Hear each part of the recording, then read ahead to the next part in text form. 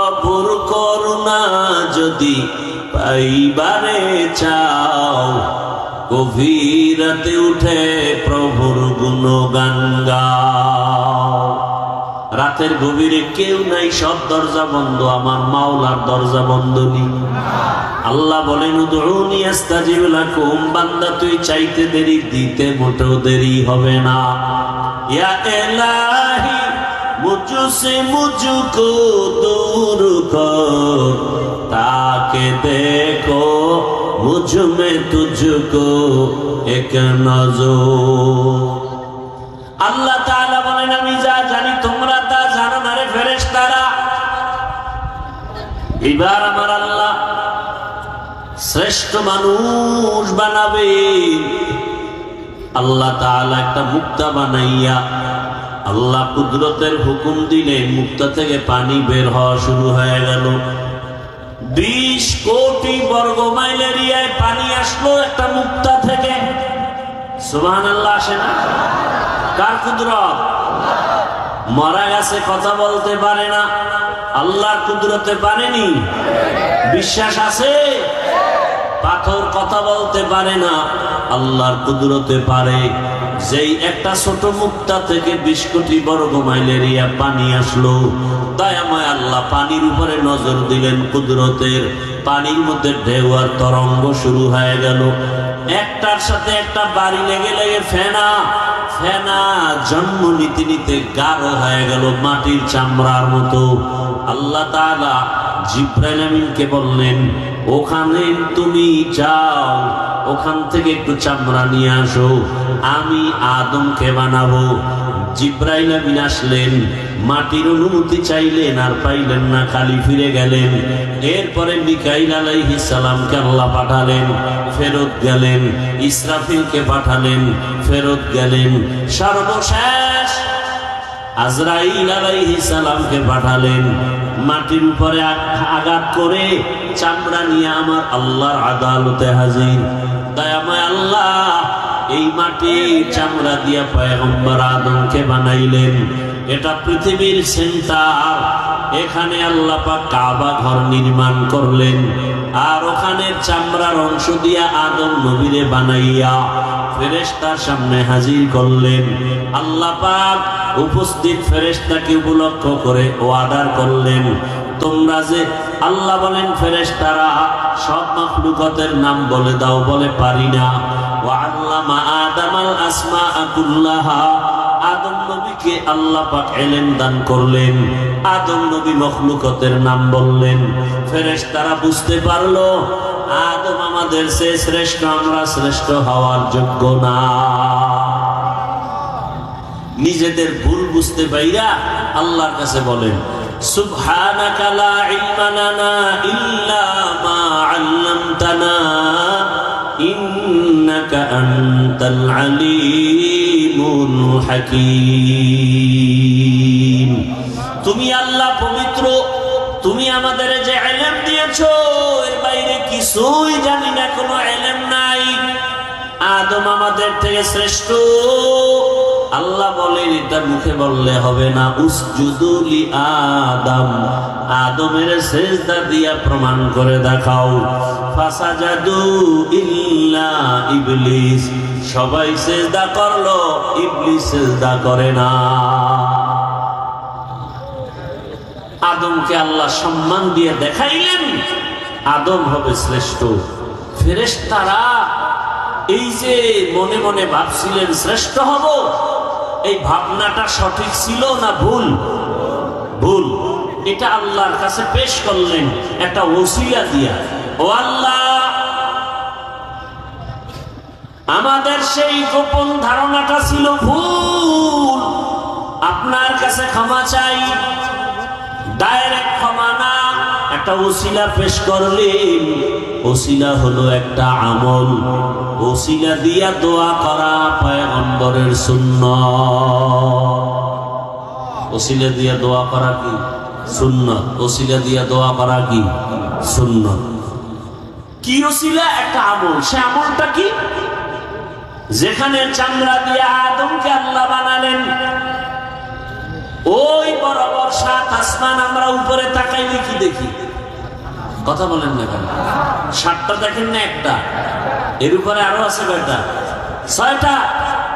নবীজি বলেন আমি মেরাজের রাত্রে গেলাম, প্রত্যেক আসমানে 2টা দরওয়াজা, দরওয়াজার মধ্যে নূরের তৈরি তালা লাগানো। আমি জিব্রাইল সহ সেখানে গেলাম, ঢুকলাম তালা খুলিয়া। এভাবে যাইতে যাইতে 7 আসমান দেখলাম। ও পৃথিবী নামক মধ্যখান জায়গা, যেখানে মাটির চামড়া দিয়ে আদমকে বানালেন, ওই বরাবর 7 আসমানের উপরে একটা কাবা আছে, ওটারও ফেরেশতাদের কাবা, নূরের তৈরি বাইতুল মামুর। মুহূর্তে মুহূর্তে 70,000 ফেরেশতারা তাওয়াফ করে। একবার যারা সুযোগ পাবে কিয়ামতের আগে আর তাদের সিরিয়াল আসবে না। কি পরিমাণ ফেরেশতা আল্লাহ বানায় রাখছেন। ফেরেশতারা বললেন, হে মালিক, আমরা যে তাওয়াফ করি বাইতুল মামুরের, এই তাওয়াফের বরকতে আমাদের মাফ করে দাও। কথা বুঝতেছেন আমার? না খারাপ লাগতেছে আপনাদের? আল্লাহ বললেন, তোমরা গুনাহ চিনো না, গুনাহ বুঝো না, এরপরেও ধারণার অপরাধে যদি তাওয়াফকে ওসিলা বানায় ক্ষমা চাও, তাহলে আমি যাদেরকে শ্রেষ্ঠ মর্যাদা দিয়া বানাবো, ওরা দুনিয়ায় গিয়া গুনাহ করবে, হাতের গুনাহ, চোখের গুনাহ, জবানের গুনাহ, তাদের জন্য তো একটা ক্ষমার ব্যবস্থা করা দরকার। ও জিবরাইল যাও, ওই চামড়া যেখান থেকে আনছো, আজরাইল আনছে, ওখানে গিয়ে একটা ঘর বানাও বাইতুল্লাহ। আর সাক্ষী দেখো, আমার ওই বাইতুল্লাহ যারা তাওয়াফ করে ক্ষমা চাইবে, আমি তার জীবনের সব গুনাহ মাফ করে দিব। আতিনা ফি দারে দুনিয়া না হাসান, আতিনা ফি দারে উকবা না হাসান, ইয়া গিয়াসাল মুস্তাগীসিন ইহদিনা লিফতিখারা বিল উলুমে ওয়াল গিনা।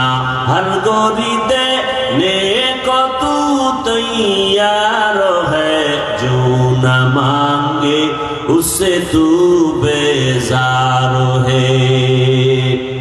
মানুষের গুনাহ ক্ষমা করানোর জন্য আল্লাহ বানাইলেন বাইতুল্লাহ ঘর।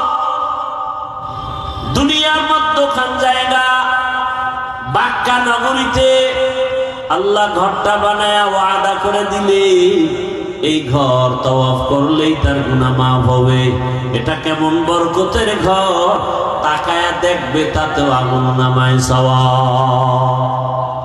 ইন্না আউওয়ালা বাইতিন উযিআ লিন-নাসি লাল্লাযী বিবাক্কাতা মুবারাকান ওয়া হুদা, মুবারাকান ওয়া হুদান লিল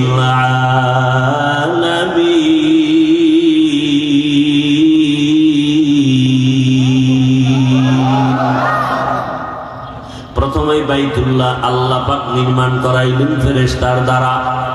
এরপরে পয়গম্বর আদম আল্লাহ দুনিয়ায় পাঠাইছেন, তিনি বাইতুল্লাহর তাওয়াফ করছেন, হজ করছেন, তিনি বাইতুল্লাহ নির্মাণ করেছেন। আদম নবী জমিন থেকে বিদায়ের 600 বছর পর জমিনে মূর্তি পূজা শুরু হয়ে গেল। এই মূর্তি পূজায় লিপ্ত হতে হতে দুনিয়ার সবাই 600 বছর পর্যন্ত মূর্তি পূজাই করলো। আল্লাহ এই মূর্তি পূজার থেকে মানুষকে শিরক থেকে বাঁচানোর জন্য নবী পাঠাইলেন নূহ পয়গম্বর। নূহ আলাইহিস সালামকে আল্লাহ পাক পাঠাইয়া দাওয়াতের কাজ করালেন। 950 বছর পর্যন্ত নূহ আলাইহিস সালাম দাওয়াত দিলেন। 40 জন মুমিন কালেমা পড়ে মূর্তি পূজার থেকে ফিরিয়া গেল। এইবার আল্লাহ পাক রব্বুল আলামিন নূহ নবীর যুগে প্লাবন দিলেন, তুফান দিলেন, গজব। এক তুফানে সব ধ্বংস হয়ে গেল, কাবাটাও নিশ্চিহ্ন হয়ে গেল। নূহ নবীর 3 সন্তান সাম, হাম, ইয়াফাস, এই তিনজনের দ্বারা পুরো দুনিয়া আবার নতুন করে সাজানো হলো। তারা একটা শহর বানাইলেন, ইরাকের অন্তর্গত শহরের নাম শহরে বাবেল। ওই শহরে এক সময় এক বেঈমানের আবির্ভাব হলো নমরুদ। নমরুদ বাবেল শহরের ক্ষমতা নিয়ে জুলুম অত্যাচার শুরু করলো। সেই জুলুমকে বন্ধ করার জন্য আল্লাহ আরেকজন নবী পাঠাইলেন, ইব্রাহিম আলাইহিস সালাম। ইব্রাহিম আলাইহিস সালামকে দিয়া শেষ বয়সে পয়গম্বর ইব্রাহিম দোয়া করে একটা সন্তান পাইলেন, ছেলে সন্তান। হাজরা আলাইহিস সালাম থেকে ইসমাইল। এই ইসমাইলকে নিয়ে বাইতুল্লাহর পার্শ্বে কোনো চিহ্ন নাই। নূহ নবীর প্লাবনে বাইতুল্লাহ নিশ্চিহ্ন হয়ে গেছে। এই জায়গায় জঙ্গল, একটা পশু পাখি নাই, কারণ সূর্যের আলো নাই, পানি নাই, খাদ্য নাই। ওখানে মা হাজরা ইসমাইলের নিয়ে আল্লাহর নির্দেশে ইব্রাহিম নবী রাখলেন। ইসমাইল নবীর যখন 14 বছর বয়স, কম বেশি মাআল ইখতিলাফ, আল্লাহ কোরবানি করার হুকুম দিলেন। এর মাঝখানে বহু ঘটনা। বাইতুল্লাহ ইব্রাহিম নবী নতুন করে নির্মাণ করলেন। এই বাইতুল্লাহ 13 বার নতুন করে নির্মাণ করা হয়েছে। কতবার? 13 বার। ইব্রাহিম আলাইহিস সালামে বাইতুল্লাহকে নির্মাণ করলেন ইসমাইল সাথে। হাজী সাহেবরা হজে যায়, যত হজের কাম আমরা করি সব ইব্রাহিম, ইসমাইল আর হাজেরার স্মৃতিচারণ করি। আল্লাহর কাছে এটাই বড় দামি। যেমন পাথর মারা ইব্রাহিম আর ইসমাইল নবীর কাজ, হাজীদের জন্য এটা করতেই হবে, না হয় হজ বাতিল হয়ে যায়। সাফা মারওয়ায় দৌড়াইলেন, ইসমাইলকে পানি দেওয়ার তালাশে আম্মাজান হাজেরা আলাইহিস সালাম। এই দৌড় হাজীদের উপরে আবশ্যক। যদি কোনো হাজী সাফা মারওয়ায় দৌড়ানো বন্ধ করে, হজ বাতিল।